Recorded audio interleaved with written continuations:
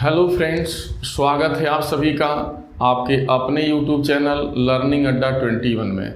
और मैं हूं संजय सिंह यादव और आज हम लोग डिस्कस करने वाले हैं एक ऐसे टॉपिक के ऊपर जहां से जो है आपको कल जो आपकी प्रतियोगी परीक्षा होने वाली है यूपी SSSC यानी पेट एग्ज़ाम, उससे जो है उत्तर प्रदेश से संबंधित बहुत सारी आपसे जानकारी आपसे पूछी जाएगी। यानी निश्चित रूप से जहां पे पात्रता परीक्षा अगर यूपी से संबंधित है तो निश्चित रूप से उत्तर प्रदेश से जुड़े उन तमाम तथ्यों को, चाहे वो ऐतिहासिक हो, राजनैतिक हो, धार्मिक हो, सांस्कृतिक हो, आर्थिक हो, कृषि को लेके हो, जनगणना को लेके हो, चाहे आपका जो है जनजाति को लेकर के हो, यानी उत्तर प्रदेश से रिलेटेड ये सारी चीज़ें आपसे पूछी जाएंगी।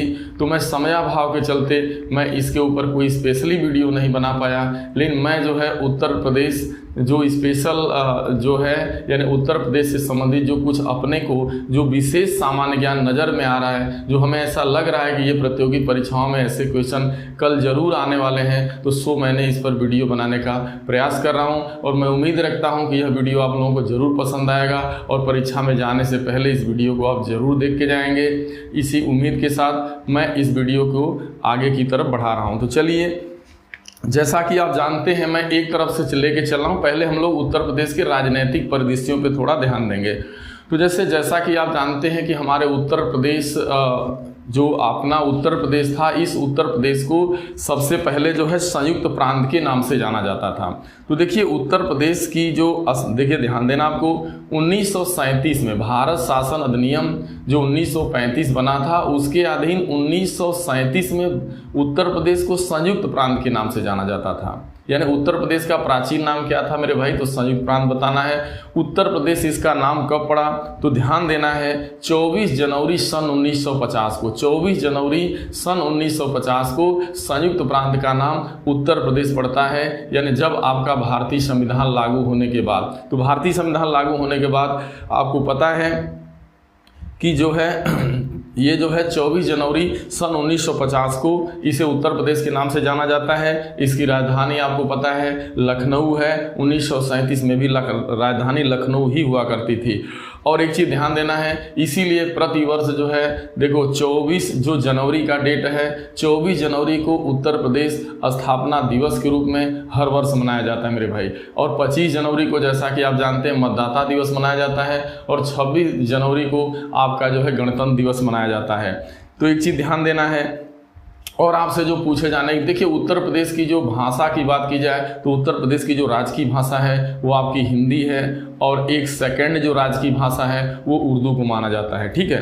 और उसके बाद जो है उत्तर प्रदेश का अगर आपसे आ जाए कि नहीं यहाँ का जो है राजकीय जो है पशु क्या है, तो वो 12 सिंहा होता है। राजकीय पक्षी क्या होता है, सारस होता है यानी जिसे क्रौंच कहते हैं।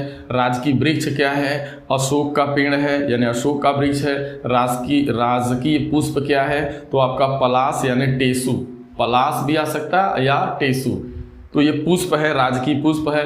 और जैसा कि पूछा जाता है उत्तर प्रदेश का राजकीय खेल क्या है, तो उत्तर प्रदेश का राजकीय खेल हॉकी है। और आपको पता है कि भारत का राष्ट्रीय खेल भी क्या है, हॉकी है। तो ये इस तरीके से आप चीज़ों को, ये यहाँ से आने वाले थोड़ा जो क्वेश्चन है इस पर हमने बात किया। अब चलिए बढ़ते हैं कि जो अपना उत्तर प्रदेश है यहाँ पे द्विसदनी शासन व्यवस्था है। यानी यहाँ पे जो शासन व्यवस्था है वो द्विसदनी है, यानी यहाँ पे एक सदनी व्यवस्था नहीं है। यानी आप देखते हैं यहाँ यानी विधानसभा भी है और विधान परिषद भी है। तो याद आपको मालूम होना चाहिए कि उत्तर प्रदेश में द्विसदनी शासन व्यवस्था की प्रणाली को अपनाया गया है। और यहाँ पे देखिए उत्तर प्रदेश में विधानसभा की कुल कितनी सीटें हैं, तो उत्तर प्रदेश में विधानसभा की कुल 404 सीटें हैं, जिनमें 403 सीटों पे निर्वाचन होता है और एक जो है एंग्लो इंडियन को जो है जो देश जो राज्य का राज्यपाल होता है उन्हें जो है मनोनीत करता है। तो 403 सीटों पे निर्वाचन होता है, ठीक है, ये चीज़ पता होना चाहिए।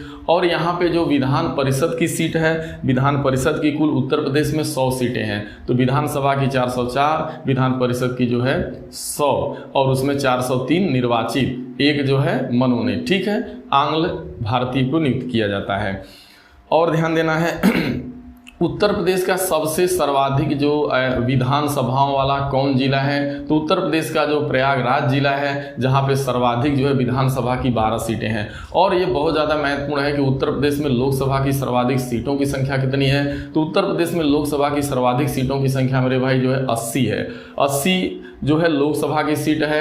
और आपकी जो है राज्यसभा की जो सीट है, जो राज्यसभा से यूपी में सांसद चुन के जाते हैं, उनकी संख्या आपकी जो है कितनी बताई जाती है? 31। तो 80 याद रखना है लोकसभा की, 31 याद रखना है राज्यसभा की।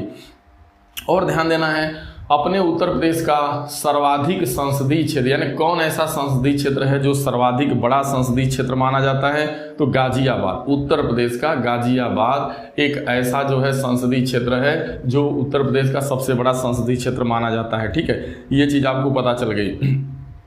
अब थोड़ा आगे बात कर लेते हैं हम लोग। अब बात कर लेते हैं जहाँ पर उत्तर प्रदेश में कुल जिलों की। तो आप जैसा जानते हैं कि उत्तर प्रदेश में कुल 75 जिले हैं, जिसमें मंडल की संख्या की बात की जाए तो मंडल की संख्या जो है सर्वाधिक मंडल जो है 18 मंडल हैं। जिसमें बड़े मंडलों की बात की जाए तो बड़े मंडलों में आप जाएंगे तो लखनऊ है, यानी जितने भी बड़े मंडल हैं वहाँ पे जिलों की संख्या 6 है।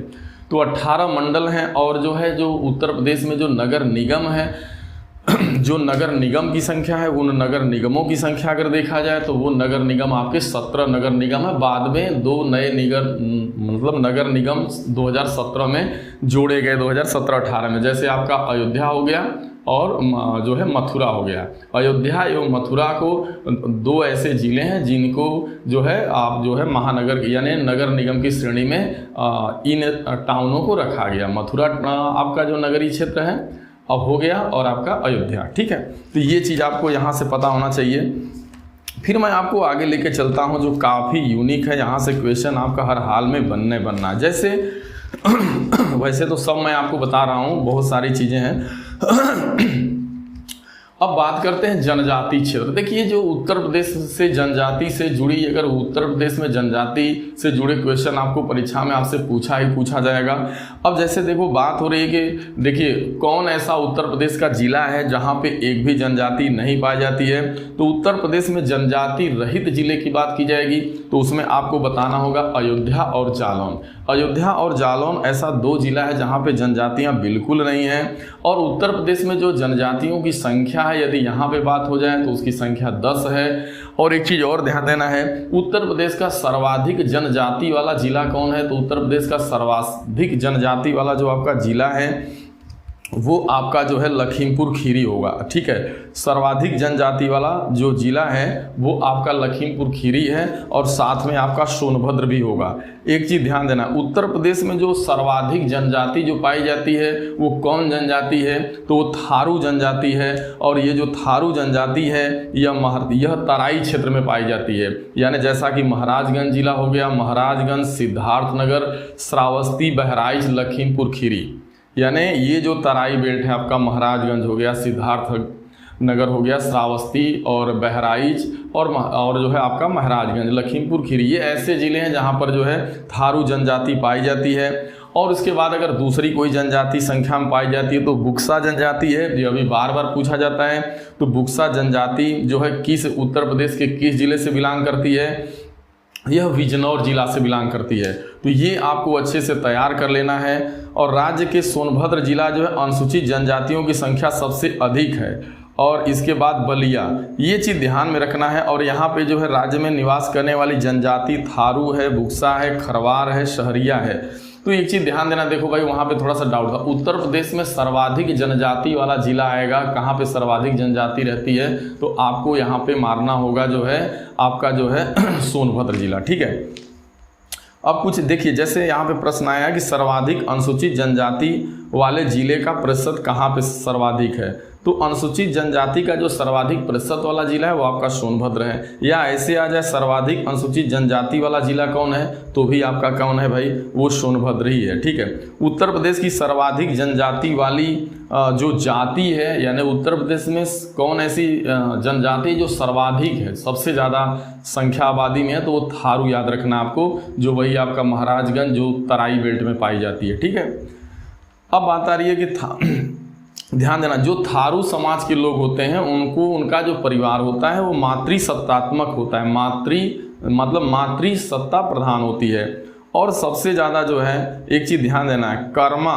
कर्मा एक लोक नृत्य होता है, तो कर्मा जो लोक नृत्य है ना, यह खरवार जाति से जुड़ा हुआ है। कर्मा लोक नृत्य जो है खरवार जाति से जुड़ा हुआ है, इस चीज़ को ध्यान देना। खरवार जो एक जनजाति होती है।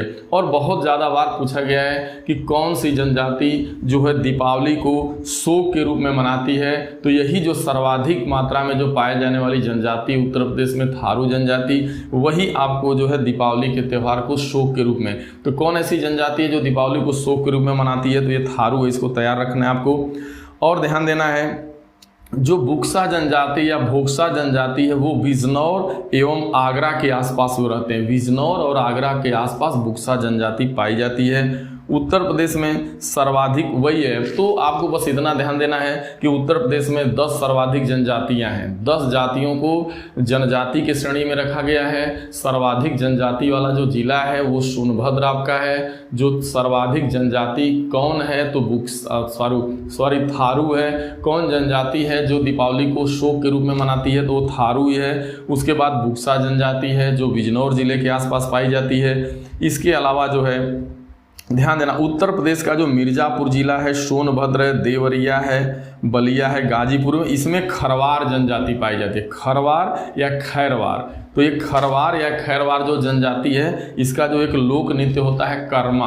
कर्मा इन्हीं जनजातियों का लोक नृत्य है। तो ये बात यहाँ से जनजाति से संबंधित थी। अब चलिए मैं आपको लेके चलता हूँ भारत के उत्तर प्रदेश के जो प्रमुख जैसे जो है, यानी हमारा उत्तर प्रदेश जो है जो किन किन मामलों में भारत में प्रथम स्थान पे है। तो आइए देखिए, जहां पर कुल सिंचित क्षेत्र की बात की जाए, अभी मैं प्रथम स्थान पे, उत्तर प्रदेश प्रथम स्थान पे इन जो है स्थितियों में है। जैसे अगर कुल सिंचित क्षेत्र की बात की जाए तो भारत में सर्वाधिक सिंचित क्षेत्र वाला राज्य आपका उत्तर प्रदेश है। दूसरी बात, नहरों से सर्वाधिक सिंचाई का क्षेत्रफल भी उत्तर प्रदेश में ही है। अगर नलकूप द्वारा सर्वाधिक सिंचाई का जो क्षेत्रफल में है, तो वह भी नलकूप द्वारा सिंचाई में भी प्रथम स्थान पे है। और एक चीज़ और ध्यान देना, उत्तर प्रदेश में जो सर्वाधिक सिंचाई होती है वो नलकूपों द्वारा होती है। उसमें दिया रहेगा नहर द्वारा और तालाब द्वारा, नलकूप द्वारा, तो आपका जो निशान होगा वो नलकूप पे लगेगा। अब जरा ध्यान देना, सर्वाधिक जितने भी कुल खाद्यान्न, टोटल खाद्यान्न को मिला के जितने भी खाद्यान्न होते हैं, सर्वाधिक भारत के अंदर सर्वाधिक खाद्यान्न उत्पादित करने वाला अगर कोई राज्य की बात की जाएगी तो उसमें उत्तर प्रदेश है। सर्वाधिक खाद्यान्न, सभी खाद्यान्नों का उत्पादन ज़्यादा मात्रा में यूपी में। अब देखिए गेहूं हो गया। अब इन में जो है उत्तर प्रदेश प्रथम स्थान पे। जैसे देखिए गेहूं में उत्तर प्रदेश पूरे भारत में प्रथम स्थान पे है।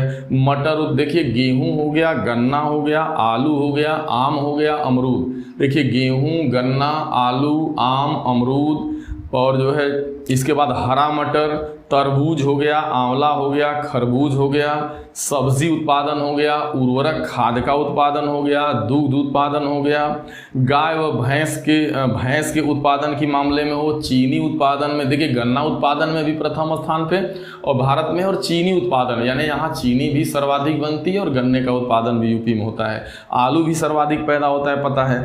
तो और कुल फल, और ध्यान देना आप, कुल फसल उत्पादन में यानी टोटल खाद्यान्न की बात की जाए चाहे टोटल फसल उत्पादन की बात की जाए तो उसमें उत्तर प्रदेश प्रथम स्थान पे है। चावल, अब देखिए किन किन में द्वितीय स्थान पे है।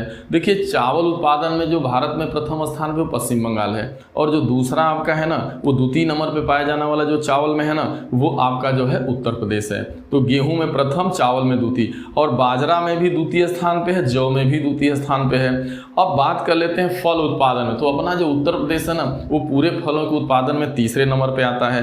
अब बात कर लेते हैं फल उत्पादन और दाल उत्पादन की बात, तो दलहन के मामले में देखिए, दलहन के मामले में चतुर्थ स्थान पे है, और फल के मामले में उत्तर प्रदेश तृतीय स्थान पे है।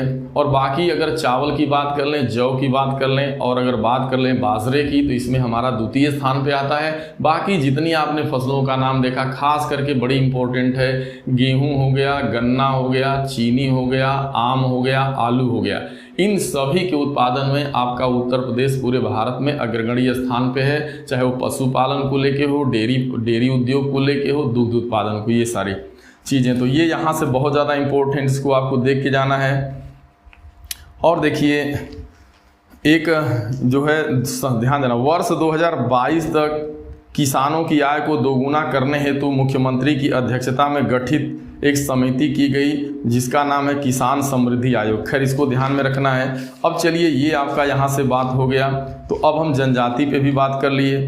अब हम आगे बढ़ रहे हैं आपका जो है, अब थोड़ा चलो आप एक तरफ से देख लेते और चलो आप बात करते हैं यहाँ पे। अब बात थोड़ा सा यहाँ पे लोक नृत्य की हो जाए। देखिए अगर बात आती है उत्तर प्रदेश के शास्त्रीय संगीत की, कि उत्तर प्रदेश का जो शास्त्रीय संगीत है, शास्त्रीय संगीत नहीं बोलेंगे उसको, शास्त्रीय नृत्य बोलेंगे। जो शास्त्रों को, जो शास्त्र को पढ़ते समय या इस तरीके से जो शास्त्रीय नृत्य की बात है, तो उत्तर प्रदेश का जो शास्त्रीय नृत्य है वो एकमात्र शास्त्रीय नृत्य है जिसका नाम होता है कथक। अब कथक क्या होता था कि जिसका प्रारंभ मंदिर के पुजारियों द्वारा कथा वाँचते समय हाव भाव से जो प्रदर्शन किया जाता था वही कथक था। तो उत्तर प्रदेश का अगर कोई बात करके पूछेगा शास्त्रीय, उत्तर प्रदेश का शास्त्रीय नृत्य क्या है, तो आपको यही बताना होगा, कथक आप मारेंगे, ठीक है, कथक है। इसके बाद लोक नृत्यों की बात हो रही, तो लोक नृत्य हर एरिया में अलग अलग लोक नृत्य होते हैं।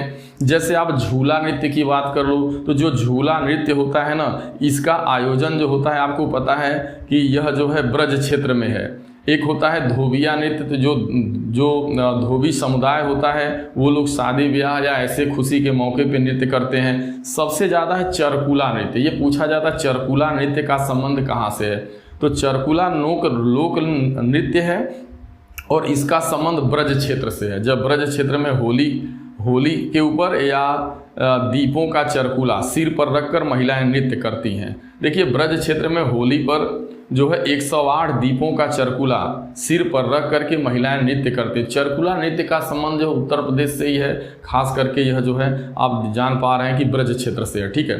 तो एक कठघोड़वा होता है, तो ये जो कठघोड़वा नृत्य है ना, यह जो पूर्वांचल जो जिला है या जो पूर्वांचल क्षेत्र है वहाँ पे जो है मांगलिक कार्यों में कठघोड़वा की जो है कठघोड़वा का नृत्य, एक काठ का घोड़ा होता था जिसमें आदमी उसके अंदर जो है सवार होकर के ऐसे नृत्य करता है, ठीक है, आप लोग भी देखे होंगे।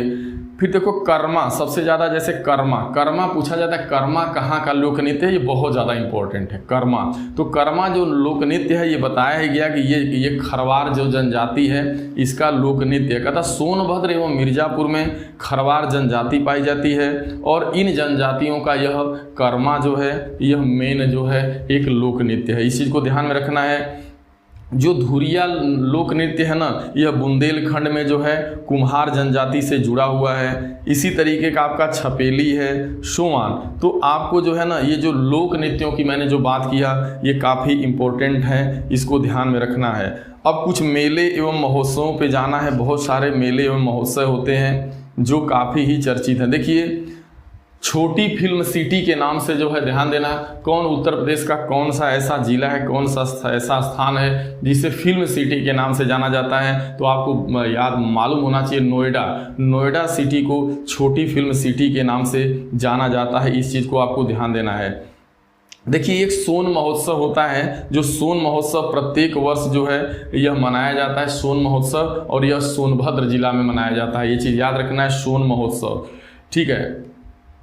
और एक होता है कालकी महोत्सव, तो जो कलकी महोत्सव है ना, यह प्रत्येक वर्ष जो है संभल जिले में मनाया जाता है। इस चीज़ को ध्यान में रखना आपका। और बिठूर महोत्सव का संबंध कानपुर से है। इसके बाद सैफई महोत्सव प्रत्येक वर्ष जनवरी माह में जो है इटावा सैफई में मनाया जाता है। इसी तरीके से बौद्ध महोत्सव है, कुशीनगर में मनाया जाता है। इसी तरीके से आपका बहुत सारे, हाँ एक जो बहुत ज़्यादा इम्पोर्टेंट महोत्सव है वो 2-3 चीज़ को ध्यान में रखो। एक है सुलह कुल उत्सव। तो देखिए जो सुलह कुल उत्सव है ना, ये बहुत ज़्यादा इम्पोर्टेंट है। यह जो है हिंदू मुस्लिम एकता का प्रतीक यह उत्सव माना जाता है और यह आगरा में मनाया जाता है। यानी उत्तर प्रदेश के आगरा जिले में सुलह कुल उत्सव मनाया जाता है, जो हिंदू मुस्लिम एकता का जो है यह प्रतीक है। यानी यहाँ पे हिंदू और मुस्लिम इस जो है उत्सव को दोनों मिल करके मनाते हैं। सुलह कुल उत्सव काफ़ी इंपॉर्टेंट है, इसको आपको देख लेना है। और आगे जो है ताज महोत्सव, तो आपको जैसा कि पता है कि हर साल फरवरी महीने में जो ताज नगरी आगरा है यहाँ पे जो है ये ताज महोत्सव मनाया जाता है। ठीक है, तो आपको ताज महोत्सव और सुलह कुल उत्सव नहीं भूलना है, ये काफ़ी इंपॉर्टेंट है। और कुछ मैं यहाँ पे देख ले रहा हूँ। देखिए कर्मा नृत्य का संबंध किस लोक नृत्य से या कहाँ से है, तो मैंने बता दिया सोनभद्र से है। अब देखो तानसेन का मकबरा कहाँ से, देखिए जो संगीतकार जो थे तानसेन का मकबरा जो बना है ना वो ग्वालियर में बना है। यह पूछा गया क्वेश्चन है, याद तैयार रखना है। ताज महोत्सव किस महीने में मनाया जाता है, तो आप जान ही गए फरवरी महीने में मनाया जाता है।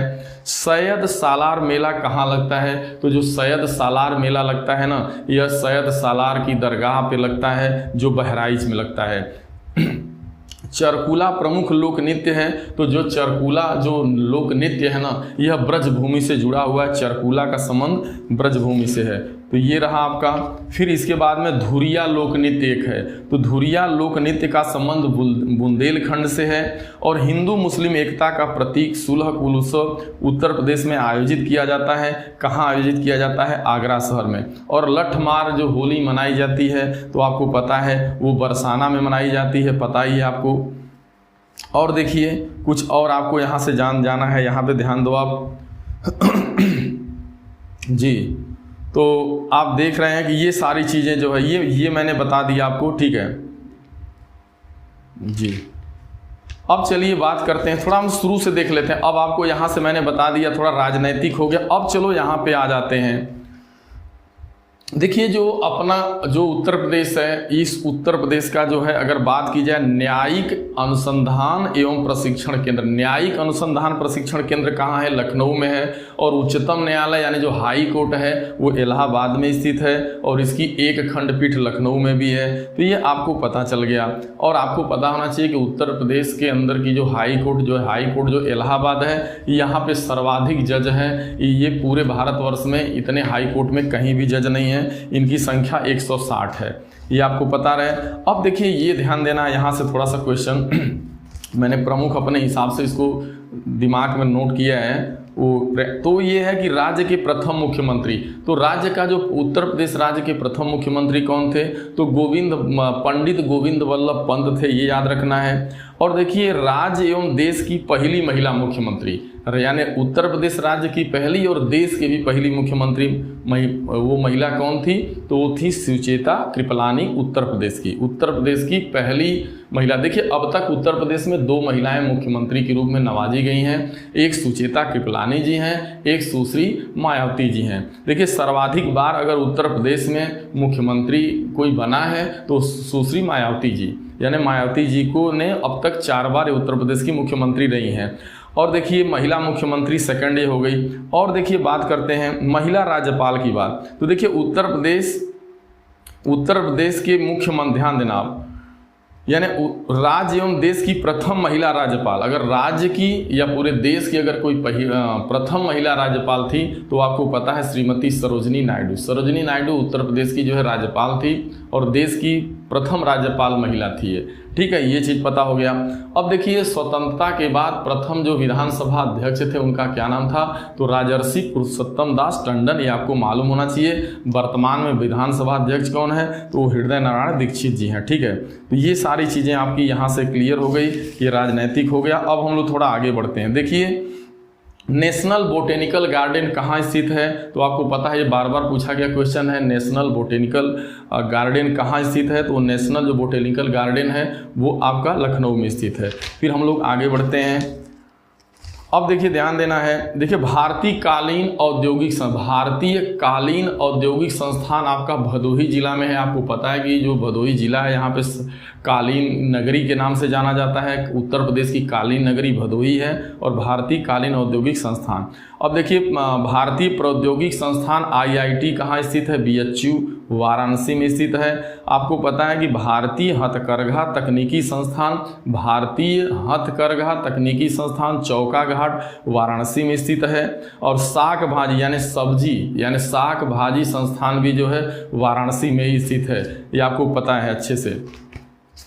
अब देखिए इसके बाद हम लोग आगे बढ़ते हैं, आगे देखते हैं। चलिए देखिए अब एक बात करते हैं वैदिक साइंस सेंटर। देखिए वैदिक साइंस सेंटर कहाँ बन रहा है, ये निर्माणाधीन है, तो ये निश्चित रूप से परीक्षा में पूछा जा सकता है कि भाई वैदिक साइंस सेंटर कहाँ बन रहा है। वैदिक साइंस सेंटर जो बन रहा है वो VHU के अंदर बन रहा है, वाराणसी के अंदर बन रहा है, ठीक है। इसके बाद गीता शोध संस्थान कहाँ पर है, ये प्रस्तावित है। तो गीता जो, ये देखिए दोनों क्वेश्चन सरकार की ये योजनाओं में है, वर्तमान जो सरकारें चल रही हैं, तो ये निश्चित रूप से पूछा जा सकता है। गीता शोध संस्थान मथुरा में बन रहा है, गीता शोध संस्थान मथुरा में बन रहा है, और वैदिक साइंस सेंटर वाराणसी VHU में बन रहा है, ये ध्यान देना है। नॉलेज पार्क, देखिए उत्तर प्रदेश की नॉलेज सिटी के नाम से किसे जाना जाता है, नॉलेज पार्क के नाम से किसे जाना जाता है, तो नॉलेज पार्क के नाम से ग्रेटर नोएडा को जाना जाता है। तो ये ध्यान देना है, नॉलेज पार्क कहाँ स्थित है, ग्रेटर नोएडा में। या उत्तर प्रदेश की नॉलेज सिटी कहाँ पे है, तो उत्तर प्रदेश की जो नॉलेज सिटी है यानी कम से कम 50 से अधिक शिक्षण संस्थान है, तो इसीलिए इसको नॉलेज सिटी का नाम दिया गया नोएडा को, ठीक है, जो कि आज के डेट में गौतम बुद्ध नगर के नाम से जाने जाते हैं। तो जो ग्रेटर नोएडा है उसे नॉलेज पार्क के नाम से जाना जाता है, ये ध्यान देना है। गीता शोध संस्थान मथुरा में बन रहा है, वैदिक साइंस सेंटर जो है VHU में। चलिए आगे बढ़ते हैं। लेदर टेक्नोलॉजी पार्क, आप जैसा कि जानते हैं कि लेदर का सबसे ज़्यादा काम कानपुर में होता है। साइबर सिटी के नाम से जाना जाता है कानपुर को। देश की तीसरी साइंस सिटी बन रही है। देखिए पूरे भारत का अगर कोई तीसरा साइंस सिटी बनने जा रही है तो आपका जो है राजधानी क्षेत्र, उत्तर प्रदेश का राजधानी क्षेत्र लखनऊ बनने जा रहा है, ये ध्यान देना है आपको। देश का प्रथम वाईफाई स्मारक, अगर देश का कोई पहला जो है वाईफाई स्मारक यदि है तो ताज है, यानी आगरा का ताजमहल है, ताज है, ठीक है। राज्य का प्रथम फिल्म सेंटर, तो राज्य का जो प्रथम फिल्म सेंटर है वो आपको पता ही है कि वो आपका नोएडा गौतम बुद्ध नगर में है, फिल्म सिटी के भी नाम से उसे जाना जाता है। उत्तर प्रदेश का सबसे पुराना जो आपका जो संग्रहालय है, बात की जाए तो उत्तर प्रदेश का सबसे पुराना संग्रहालय जो है वो राजकीय संग्रहालय लखनऊ में। तो उत्तर प्रदेश का जो सबसे पुराना संग्रहालय वो लखनऊ में ही स्थित है। देखो ध्यान रखना, दीनदयाल हस्तकला संकुल कहाँ स्थित है, तो दीनदयाल हस्तकला जो संकुल है यह आपका जो है वाराणसी में स्थित है, जिसको मैंने बताया था चौका घाट, ठीक है। आलू अनुसंधान संस्थान कहाँ स्थित है, तो मेरठ में है। आलू को अनुसंधान केंद्र कहाँ स्थित है, तो उत्तर प्रदेश के मेरठ जिला में। भारतीय दलहन केंद्र, यह भी काफ़ी इंपॉर्टेंट है, भारतीय जो दलहन का केंद्र है वो आपका कानपुर में स्थित है, तैयार रखना है। फिर भारतीय पशु चिकित्सा अनुसंधान, ये सब नेशनल है। भारतीय पशु चिकित्सा संस्थान कहाँ स्थित है, आपका बरेली में स्थित है, ठीक है। उत्तर प्रदेश का प्रथम software technology park Gautam Buddha, तो प्रथम सॉफ्टवेयर टेक्नोलॉजी पार्क जो है आपका कहाँ पे है, तो वो आपका गौतम बुद्ध नगर, यानी वही आपका greater Noida, film city, knowledge park इस नाम से जाना जाता है। कहता है एक नॉलेज पार्क की स्थापना कहाँ की गई है, तो नॉलेज पार्क की स्थापना ग्रेटर नोएडा में की गई है। जो स्कूल का पेपर होता है, जो स्कूल के जो पेपर के द्वारा जो स्कूली पेपर होता है वो कहाँ बनाया जाता है, उसका सेंटर कहाँ स्थित है, तो उत्तर प्रदेश के सहारनपुर जिला में। अब देखिए भारतीय चरागाह, यह भी काफ़ी इंपॉर्टेंट है। भारतीय चरागाह एवं चारा अनुसंधान संस्थान कहाँ स्थित है, झांसी में, ठीक है, ये तैयार रखना है। और सेंट्रल मैंगो, देखिए सेंट्रल मैंगो इंस्टीट्यूट कहाँ स्थित है, तो वो लखनऊ में है, और लखनऊ का मलिहाबाद जगह आपको पता है कि यह आम के उत्पादन के लिए और मलिहाबाद आम के नाम से पूरे भारत में जाना जाता है, ठीक है। और लंगड़ा आम के लिए कहाँ जाना जाता है, वाराणसी को जाना जाता है। सब भारतीय सब्जी शोध संस्थान बता दिया गया, वाराणसी में स्थित है। और गुरु गोविंद सिंह स्पोर्ट कॉलेज कहाँ स्थित है मेरे भाई, लखनऊ में। लखनऊ में जो स्पोर्ट कॉलेज है उसे गुरु गोविंद सिंह स्पोर्ट कॉलेज के नाम से जाना जाता है, गुरु गोविंद सिंह स्पोर्ट कॉलेज आपका वहाँ। अब चलिए थोड़ा बात कर लेते हैं जनगणना के ऊपर। तो जैसा आपको पता है कि पूरे भारत में सबसे अधिक आबादी वाला जो राज्य है वो आपका उत्तर प्रदेश है। और उसमें अगर बात करेगा कि सर्वाधिक जो है आबादी वाला कौन ऐसा जिला है उत्तर प्रदेश का जहाँ पे सर्वाधिक जहाँ की जनसंख्या है, तो आप बताएंगे प्रयागराज, इलाहाबाद। सर्वाधिक कम जनसंख्या वाला आपका महोबा है। सर्वाधिक जनसंख्या घनत्व वाला यानी जहाँ पे कम एरिया में ज़्यादा लोग रह रहे हैं तो वो आपका गाज़ियाबाद जगह है। और सर्वाधिक मतलब ये सबसे सर्वाधिक जनसंख्या घनत्व यहाँ का है, और सर्वाधिक कम आपका ललितपुर का है जहाँ पे यूरेनियम के भंडार हैं। अब सर्वाधिक जो है साक्षरता वाला जो जिला है उत्तर प्रदेश का वो गौतम बुद्ध नगर है, और सबसे कम जहाँ की साक्षरता दर है वो श्रावस्ती है। इतना जरूर आपको तैयार रखना है। और ये जरूर तैयार रखें कि सर्वाधिक लिंगानुपात वाला जिला, यानी कौन ऐसा जिला है उत्तर प्रदेश का जहाँ का लिंगानुपात सर्वाधिक है, यानी सर्वाधिक पुरुषों की अपेक्षा बहुत ज़्यादा महिलाएं हैं, और जहाँ का सबसे कम है तो ध्यान देना सर्वाधिक जौनपुर है। यहाँ का लिंगानुपात 1024 है, यानी 1000 पुरुष हैं तो बालिकाएं 1024 है। और गौतम बुद्ध नगर जो है सबसे कम है 851। तो याद रखना मेरे भाई, सर्वाधिक लिंगानुपात वाला जिला कौन है, तो जिला जौनपुर है, सबसे कम गौतम बुद्ध। इतना आपको इसमें मेरे हिसाब से था। अब चीज़ें तो बाकी बहुत कुछ हैं, लेकिन अब जिसमें जो संभावना है, छोटा जो कुछ भी हो जाए। उत्तर प्रदेश में अधिकतम क्षेत्रफल वाला जनपद, तो देखो उत्तर प्रदेश का ऐसा कौन सा जनपद है, जिला है जो सर्वाधिक क्षेत्रफल को धारण किए हुए है, तो आपको पता होना चाहिए लखीमपुर खीरी है। ठीक है, हम लोग आगे नेक्स्ट देखते हैं। तो वो तो हो गया। सर्वाधिक साक्षरता दर कहाँ की है 2011 की जनगणना के अनुसार, तो आप देख रहे हैं गौतम बुद्ध नगर। अब हम लोग इसी में आगे की कड़ी में बढ़ रहे हैं। देखिए उत्तर प्रदेश का एकमात्र जो शास्त्रीय नृत्य है वो कथक है, मैंने बता दिया। कथक के लिए प्रसिद्ध घराने कौन है, लखनऊ और वाराणसी है। देखिए वर्तमान में उत्तर प्रदेश के प्रमुख लोक नृत्य कौन कौन है, लोक नाट्य। ओके, तो आएगा कि वर्तमान में उत्तर प्रदेश के प्रमुख लोक नाट्य क्या है, तो रामलीला है, रासलीला और नौटंकी। रामलीला, रासलीला, नौटंकी हो गया। अब आगे थोड़ा बात करते हैं हम लोग। देखिए एक मेला होता है बटेश्वर का। देखिए 2 पशु मेले आपसे पूछे जा सकते हैं। एक बटेश्वर मेला पशु का मेला है जो आगरा में लगता है, और एक ददरी का मेला जो लगता है वो बलिया में लगता है। तो ददरी का मेला पशु मेला है, बलिया में लगेगा, और बटेश्वर मेला जो है पशु का मेला है जो आगरा में लगता है। देवा शरीफ की जो दरगाह कहाँ स्थित है, वो बाराबंकी में स्थित है। अब देखो अयोध्या से जुड़ी कुछ बात जान। देखो चैत रामनवमी का मेला, कार्तिक या परिक्रमा मेला। देखिए परिक्रमा मेला का संबंध कहाँ से है, अयोध्या धाम से। जो परिक्रमा यात्रा होती है ना, वो अयोध्या धाम से, अयोध्या नगरी से जुड़ी हुई है, ये याद रखना है। अब देखिए प्रमुख महोत्सव, जैसे आगरा का ताज महोत्सव ये फरवरी महीने में मनाया जाता है आगरा में। सुलह कुल महोत्सव भी आगरा में ही मनाया जाता है, जो हिंदू मुस्लिम एकता का प्रतीक है। लखनऊ महोत्सव जो है ये लखनऊ में मनाया जाता है। वाराणसी महोत्सव का संबंध वाराणसी से है, जहाँ पे भारतीय दर्शन, ज्ञान एवं संस्कृति के बारे में वर्णन होता है। देव दीपावली का भी संबंध वाराणसी से ही है। देखिए बिठूर महोत्सव जो होता है, बिठूर गंगा महोत्सव, इसका संबंध कानपुर से है। सरजू महोत्सव जो है या दीपोत्सव जो है अयोध्या धाम से है। कजरी महोत्सव जो है मिर्जापुर से जुड़ा होता है। ये उत्तर प्रदेश के प्रमुख महोत्सव हैं जिसका संबंध है। अब आगे चलिए हम लोग चलते हैं। शास्त्रीय नृत्य हो गया, झूला, ये सब। अब आगे धीरे धीरे बढ़ते हैं हम लोग। अब देखिए कुछ जो है ना ऐतिहासिक चीज़ों को जान लो आप जो जुड़ी हुई हैं। देखिए जैसे ताजमहल की बात हो या देखिए ताजमहल हो, देखिए आगरा में क्या स्थित है। आगरा जगह की जो मेन ऐतिहासिक धरोहरें, जैसे ताजमहल हो गया, आपको पता है बुलंद दरवाज़ा भी वहीं पे है। अकबर का मकबरा, यानी अकबर को वहीं दफनाया गया है। एतमाद उद्दौला का भी मकबरा वहीं पे है। दीवाने खास वहीं पे है, ठीक है। और इस तरीके से जो है मोती मस्जिद भी वहीं पे है। अगर बात कर लेते हैं तो एक बुलंद दरवाज़ा, सलीम चिश्ती का मकबरा, जोधाबाई महल, मरियम महल, पंचम महल, फतेहपुर सिकरी, ये सारी जो चीज़ें मैंने बताया ये आगरा से संबंधित हैं, ये आगरा में स्थित है, आपको जरूर पूछा जाएगा। अब थोड़ी बात कर लेते हैं जौनपुर में। जौनपुर में देखिए अटाला देवी मस्जिद, तो अटाला जो मस्जिद है वो जौनपुर से जुड़ी है। और झंझरी एवं औरंगजेब, झंझरी व औरंगजेब यानी जिसे बड़ी मस्जिद कहा जाता है, तो एक चीज़ ध्यान देना है। और शीतला धाम जो आपका है वो शीतला चौकिया धाम भी जौनपुर से संबंध। और एक चीज़ जौनपुर के बारे में जो 100% पूछा जाता है, किसे भारत का सिराज कहा जाता है, तो जौनपुर जो जिला है उसे भारत का सिराज बोला जाता है। ये मोस्ट इंपॉर्टेंट है, याद रखें, भारत का सिराज जौनपुर, ठीक है। अब अगर बात करते हैं हम लोग, थोड़ा जो है बात कर लिया जाए अगर जो है लखनऊ से जुड़ी चीज़ें, तो अगर लखनऊ की अगर ऐतिहासिक धरोहरों को देखा जाए तो उसमें बहुत सारी चीज़ें हैं। अब जैसे आएंगे आप, जैसे इमाम बाड़ा हो गया, मोती महल हो गया, बेगम हजरत पार्क हो गया, रूमी दरवाज़ा हो गया, ठीक है, काकोरी शहीद स्थल हो गया, नेशनल बोटेनिकल गार्डन हो गया। ये 4 बाग, आपको पता है 4 बाग लखनऊ का जो स्टेशन है वो हो गया, ये आपका लखनऊ से जुड़ा है।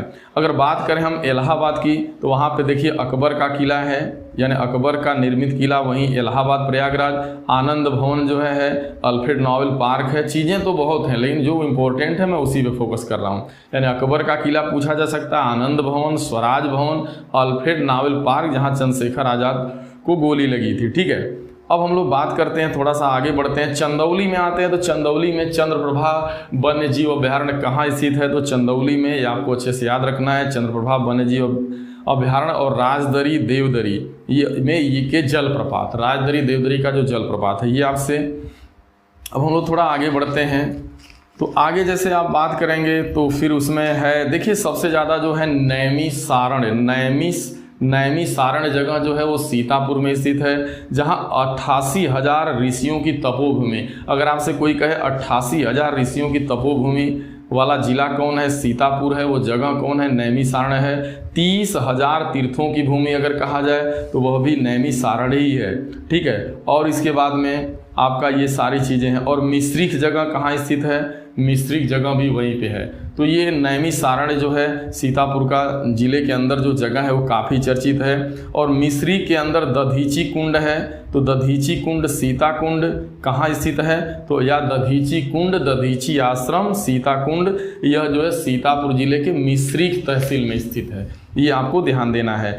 आगे चलते हैं हम लोग, जैसे देवा बाराबंकी में जाएंगे तो बाराबंकी में जो है ये जो है वारिस अली शाह की मज़ार है, जहाँ पे हर साल जो है बाराबंकी में मेला लगता है। आगे बात करेंगे बहराइच में, तो यहाँ पे सलार जो है गाजी की मज़ार है, यानी सलार व मसूद गाजी के मज़ार वहीं पे है बहराइच में। ठीक है, आगे बढ़ते हैं गोरखपुर, गोरखनाथ मंदिर, गीता प्रेस, गीता वाटिका, चौरी चौरा कांड जहाँ होता है, ये सारे जो स्थान हैं जो हैं आपके गोरखपुर से संबंधित हैं।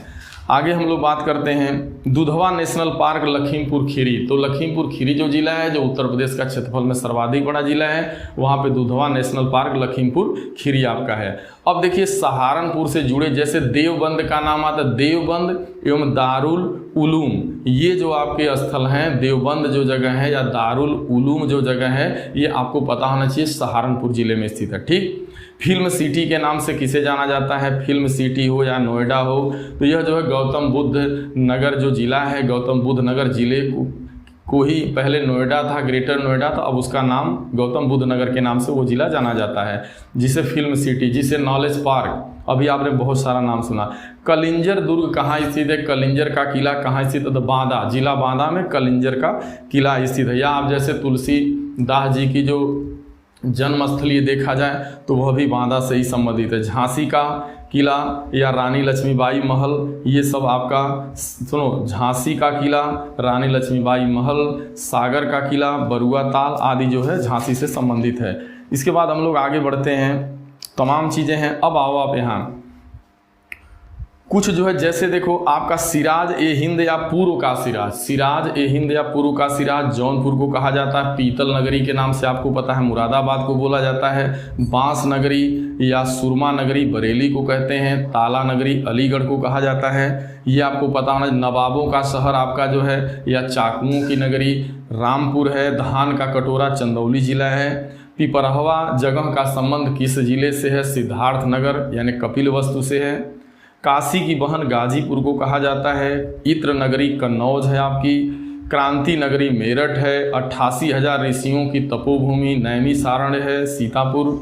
चर्म उद्योग, चमड़ा उद्योग या पूर्वोत्तर भारत का मानचेस्टर, पूर्वोत्तर भारत का मानचेस्टर कानपुर। आमों का शहर मलिहाबाद लखनऊ। आंवला नगरी प्रतापगढ़। देखिए उत्तर प्रदेश में सर्वाधिक आंवला जो होता है वो उत्तर प्रदेश के प्रतापगढ़ जिले में पाया जाता है। और सर्वाधिक संतरे का उत्पादन, यह प्रश्न पूछा गया है, सर्वाधिक संतरे का जो उत्पादन होता है वो सहारनपुर जिले में, उत्तर प्रदेश में सर्वाधिक संतरा का उत्पादन करने वाला जिला सहारनपुर। चलिए यहाँ से भी एक क्वेश्चन हो गया बहुत सारा। अब देखिए ये प्रश्न आया है कि महर्षि वाल्मीकि का आश्रम कहाँ स्थित है? तो महर्षि वाल्मीकि का जो आश्रम था वो बिठूर जगह, उस जगह का नाम है बिठूर। गुरु गोविंद सिंह स्पोर्ट कॉलेज कहाँ स्थित है? बता दिया गया आपको, लखनऊ में। ठीक है, ये सारी चीज़ें हो गई हैं। कलिंजर का किला कहाँ स्थित है? कलिंजर का दुर्ग या कलिंजर का किला बांदा में बताया गया। ठीक है, और बहू बेगम का मकबरा कहाँ स्थित है? तो बहू बेगम का मकबरा जो है आपका अयोध्या में स्थित है। चलिए यहाँ से भी हम लोगों ने क्वेश्चन कर लिया कुछ। अब देखिए अमीर खुसरो का जन्म कहाँ हुआ था, याद रखना है। अमीर खुसरो का जन्म जो हुआ था वो कासगंज में हुआ था, ये चीज़ आपको पता होनी चाहिए। अब चलिए हम लोग आगे चलते हैं। देखिए अब बात कर लेते हैं जलवायु की। तो जो उत्तर प्रदेश की जलवायु है मेरे भाई ना, वो जो है शीतोष्ण कटिबंधीय, ध्यान रखना उत्तर प्रदेश की जो जलवायु है उष्ण कटिबंधीय मानसूनी जलवायु है, यानी उष्ण कटिबंधीय मानसूनी जलवायु है उत्तर प्रदेश की। और एक चीज़ ध्यान देना है, और इसे कितने जलवायु क्षेत्रों में बांटा गया। देखिए उत्तर प्रदेश में कुल कृषि जलवायु क्षेत्र की संख्या 9 है। उत्तर प्रदेश में कुल कृषि जलवायु क्षेत्र की संख्या 9 है।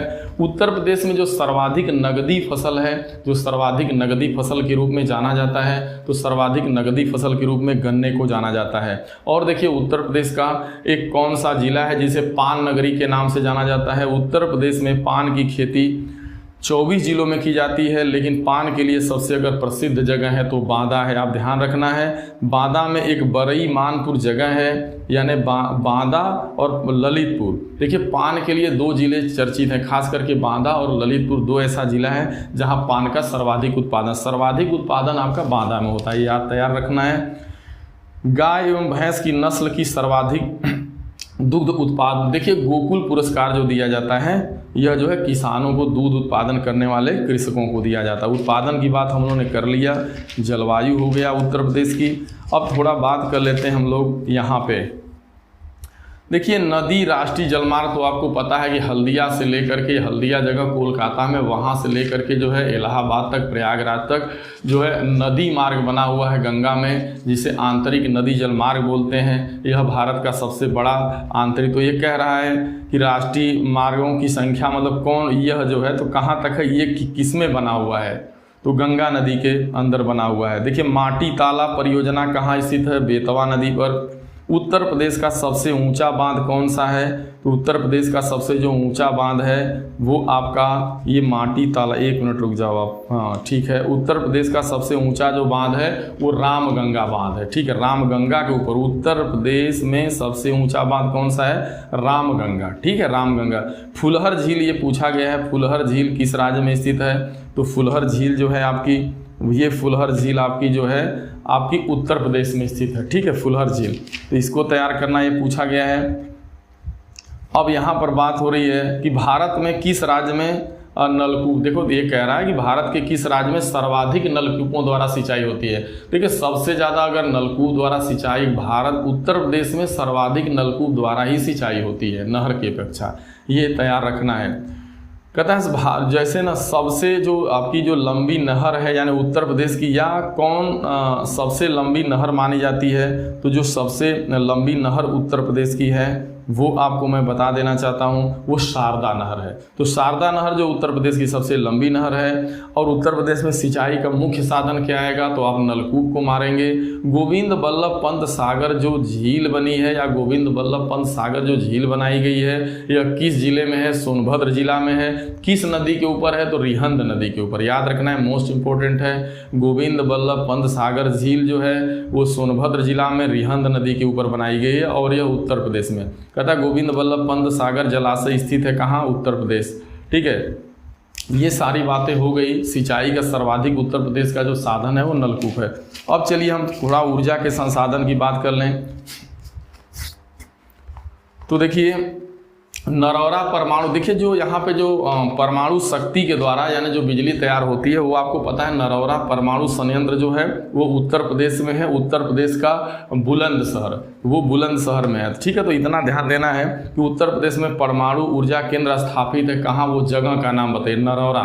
नरौरा के अंदर जो है परमाणु ऊर्जा संयंत्र लगाया गया है, यह बुलंदशहर जिला में नरौरा, अलीगढ़ से जुड़ा हुआ जिला बुलंदशहर है जहाँ पे नरौरा जगह है यहाँ पे, ठीक है।